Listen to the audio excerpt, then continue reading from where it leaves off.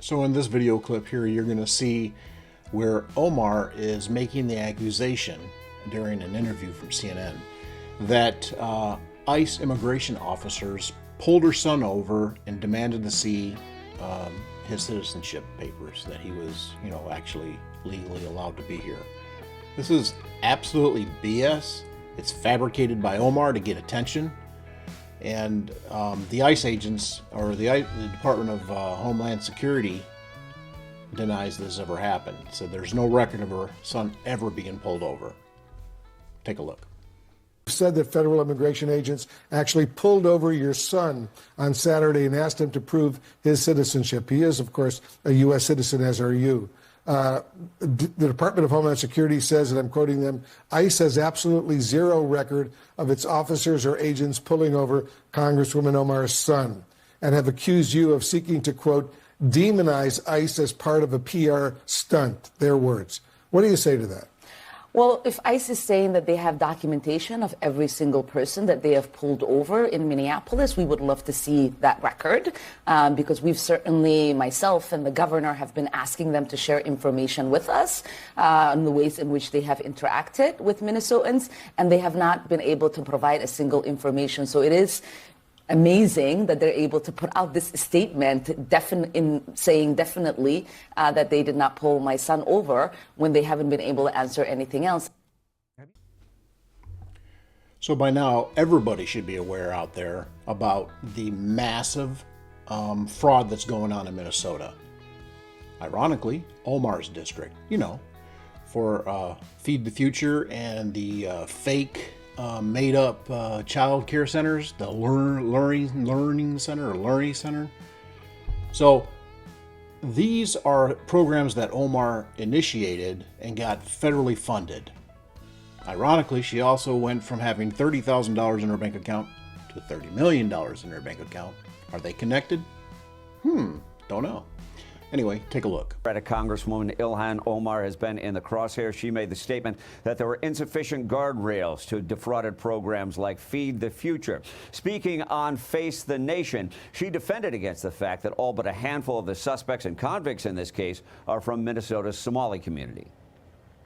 This also has an impact on Somalis because we are also taxpayers in Minnesota. We also could have benefited from the program and the money that was stolen.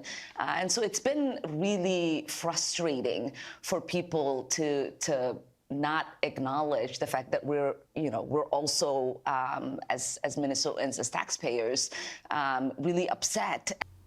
Yeah, like what are we talking? Like maybe 5 total Somalians and the rest are corrupt? I mean, come on, give me a break. And angry about the fraud that has occurred. Analysts with whom we have been speaking say it's unlikely Omar would not have some exposure to the corruption. She introduced a legislation that created the program that was defrauded to the tune of $250 million. She also held a victory party in 2018 at a restaurant called Safari, owned by Salim Ahmed Saeed, a major player convicted in the scheme. So this next clip is extremely related to the previous clip I just showed you.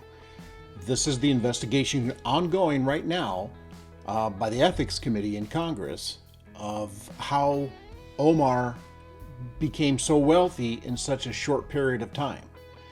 Over the course of 1 year, she went from a net worth of $30,000 a year to $30 million a year. Ironically, it lines perfectly up with the Minnesota fraud. Take a look. Entered Congress in 2019 with a net worth of next to nothing, really. But since then, she's apparently worth over $30 million. The House Oversight Committee says that's impossible without corruption. It is formally opening an investigation into Omar's mystery millions, even exploring a subpoena for Omar's husband over business gains that don't seem to add up. This is coming after a massive $9 billion Somali social services fraud scandal that's erupted in Omar's district. Charlie.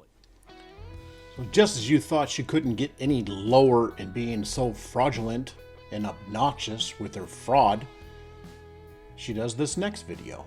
Now, during this video, I want you to watch very carefully. This is the staged attack on Omar.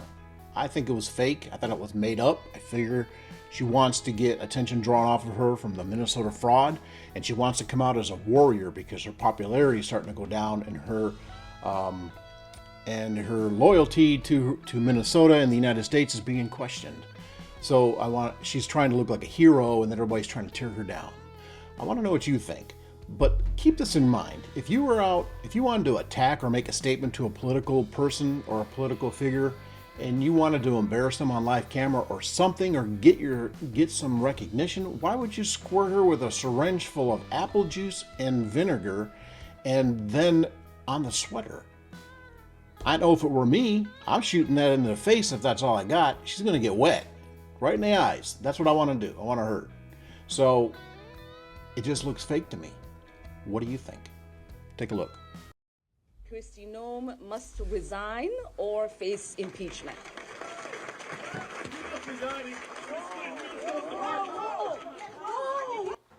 New details on the shocking attack on Minnesota Congresswoman Ilhan Omar during a town hall, shortly after she called for abolishing ICE in her state. A man seen charging the podium using a large syringe to squirt a liquid at her before he was tackled to the ground by a security agent. 55-year-old Anthony Kazimierzak was quickly arrested for this incident. He is in jail tonight as police work to identify the substance that was in that syringe. The Congresswoman actually raising a fist and charging at the man as he was tackled, later saying she will not be intimidated. I've survived war, and I'm definitely going to survive intimidation and whatever these people think they can throw at me. Tonight, President Donald Trump saying in an exclusive interview with ABC News that Omar is a fraud, saying she probably had herself sprayed. Now we get to the President State of the Union address. And the President asks a simple question,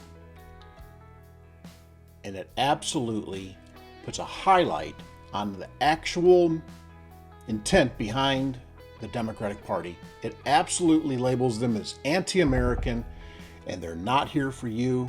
They are here for them. I want you to look at this next video. I kind of clipped it to make it a little short because the standing ovation President Trump gets is very long, so I kind of cut that short a little bit. But this is an absolute embarrassment. It's more than just Omar here. It's the entire Democratic Party. But I think it's a systematic thing with Omar. She's in a corrupt Democratic Party, and therefore she's corrupt. And she got caught being corrupt. What do you think? Roll it. If you agree with this statement, then stand up and show your support. The first duty of the American government is to protect American citizens, not illegal aliens.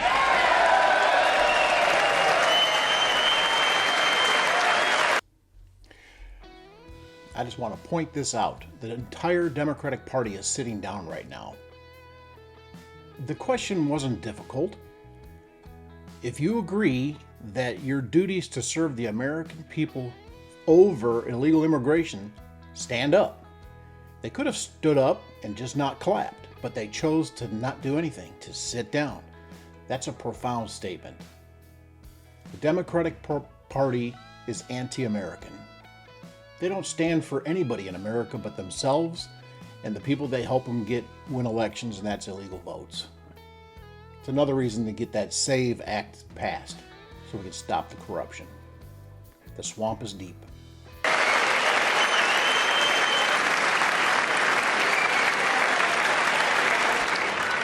Isn't that a shame? You should be ashamed of yourself not standing up. You should be ashamed of yourself. That is why I'm also asking you to end deadly sanctuary cities. Omar is corrupt. The Democratic Party is corrupt. Unfortunately, I don't have any faith at all in our legal system as to doing the right thing, and that is to remove her from office and kick her out of the country. But we can do something. In 246 days from today, March 2nd, the day I recorded this video, that's when we're having the midterm elections. It's November 3rd, it's a Tuesday. We can vote these POSs out of office. They don't need power. They don't need any more representatives in Congress. They need to get out of there. They're anti-American. They don't represent anybody but themselves. If you want to join me for my mini-series coming up, where I'm going to be focusing on every corrupt Democratic politician, like a video like this one here, please subscribe to the channel. Until next time, until the next video, stand tall, stay proud. I'm Wolverine, out. On the conservative side, fighting for what's right, blocking out the